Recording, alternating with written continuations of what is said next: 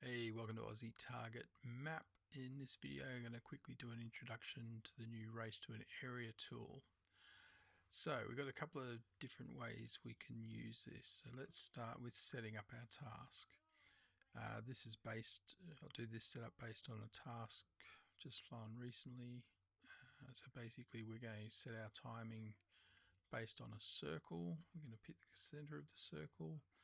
It will automatically pick up the radius that I had on that, but obviously I can change that to anything that I want. So we'll leave that at the 3500. You'll notice we've got a nice fade on that line, which is I'm pretty proud of. And then our timing end, the moment it's set up to manual, we're obviously going to set that on a grid line. So we can set that on the grid line there. Obviously we could change that to anything we wanted to, but we'll leave it nice and close to keep things running quickly. So that's our setup for the task. So we're going to be timing between these two lines. Next thing we want to do is our planning part. So if I close the setup, we go to planning. Basically what we can do is we could put an estimate point on our start gate. So if we click that, it's going to lock to that start line. And basically, if we know roughly where we're going to pass that, and that's up to you as a pilot to decide where that's going to be. I can't do everything for you. We'll pick that point and it automatically draws that based on what was selected in our wind reader. Now, if we come down in our wind readings and we say, look, we don't want to do it there. And in fact, let's deselect all of those. Say I want to do it at about 1300 feet. I click on 1300 feet in my wind reader and it tells me here it's 1032 meters, it's going to take 2 minutes 30. I can then try different versions of that. 2185 feet, 3 minutes 35, 2500 feet, you get 4 minutes 30.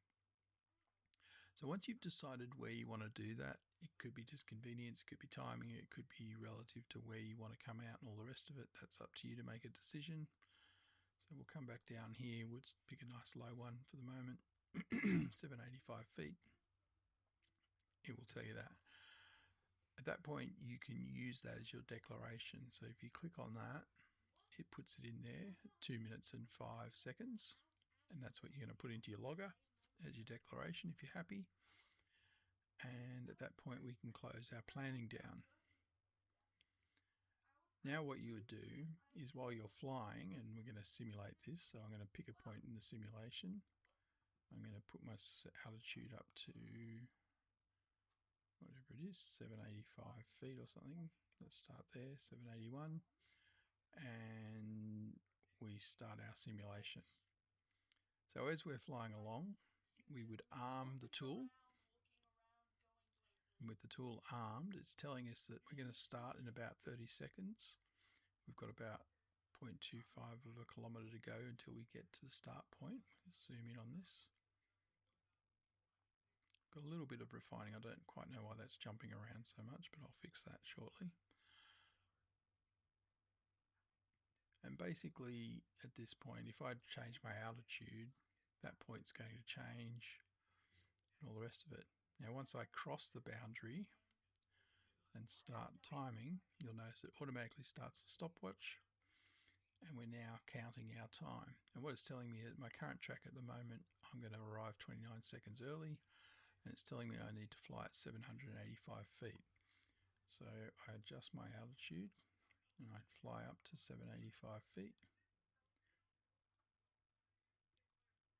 And basically it's looking at my flight winds and it's saying you really actually need to be at 1585 feet to get better. So I slowly climb my way up to 1585. I'm slowly getting there and it goes, oh hang on, 785. So I stop climbing and I come back down. Basically what it's doing the whole time is it's having a look and it's looking at your flight winds and it's going, that's where you need to be from where you are now to get a perfect result. So now I've got myself leveled out at 785 feet. we're getting a perfect result. Now obviously this is what we need to play with and see how this works. It's telling us where we're going to cross the line. It's telling us our delta is 0. It's telling me how many meters until we hit the line. And basically, depending on what I'm doing flight-wise, it will keep up just adjusting that for me. So I've gone a little bit too high. It's now telling me I'm going to be 5 seconds late.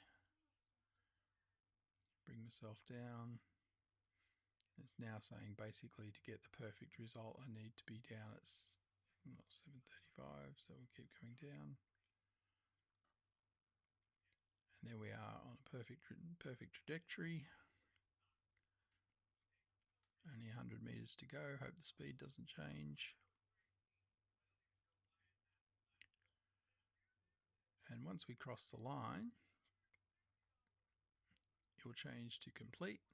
It tells us our result, 0 seconds. There's obviously a rounding thing in there which I'll have a look at, but basically 1,000 points. Thanks for coming.